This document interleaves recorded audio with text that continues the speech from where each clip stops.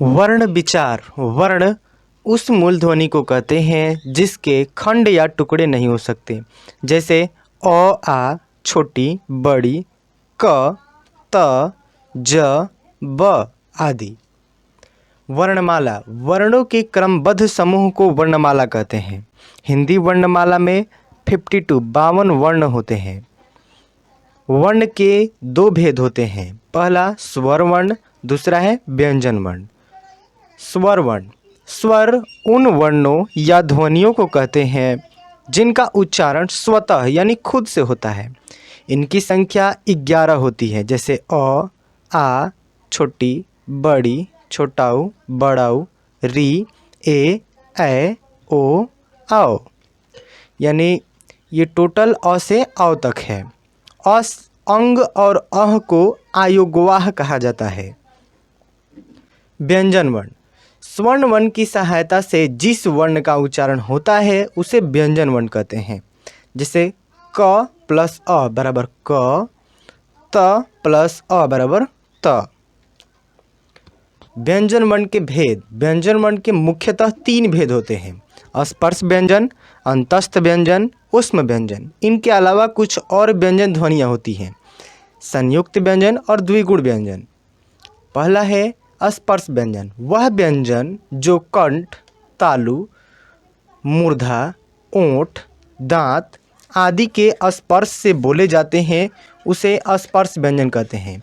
इनकी जो संख्या होती है वह 25 होती है, जैसे क, ख, ग, घ, अंग। ये जो होते हैं यह क वर्ग में आते हैं। च, छ, ज, झ, य ये च वर्ग में आते हैं। ट, ठ, ड, ढ, अण ये ट वर्ग में, त, थ, द, ध, न त वर्ग में तथा प, फ, ब, भ, म प वर्ग में। क वर्ग। जिनका उच्चारण कंठ के स्पर्श से होता है वह क वर्ग में आता है, जैसे क, ख, ग, घ, अंग। माने इसका जो आवाज होगा वह कंठ से आएगा। आगे है च वर्ग। जिनका उच्चारण तालु के स्पर्श से होता है वह च वर्ग में आता है, जैसे च, छ, ज, झ, य। आगे है ट वर्ग। जिनका उच्चारण मूर्धा के स्पर्श से होता है वह ट वर्ग में आता है। मूर्धा यानी होता है तालु का ऊपरी भाग, जैसे ट, ठ, ड, ढ, अण। आगे है त वर्ग।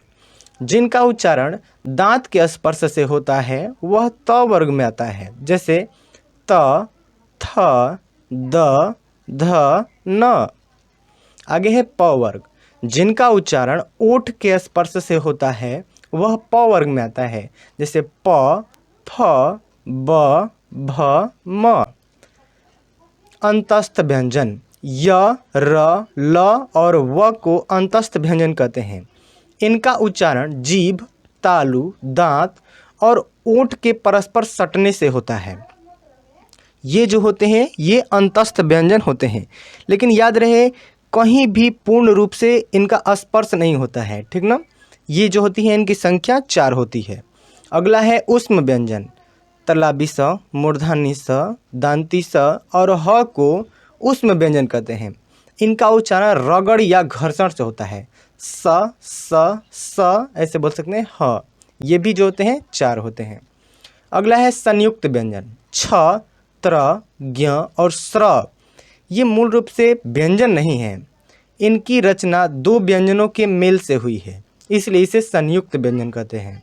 जैसे क प्लस स बराबर छ, ज प्लस य बराबर ज्ञ, त प्लस र बराबर त्र। ये भी जो होते हैं ये 4 होते हैं।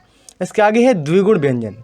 ड और ढ के नीचे बिंदु देने से ढ के नीचे और ढ के नीचे बिंदु देने से जो वर्ण बनता है उसे द्विगुण व्यंजन कहते हैं, जैसे बाढ़, हथकड़ी। इनकी जो भी संख्या होती है ये भी 2 होते हैं।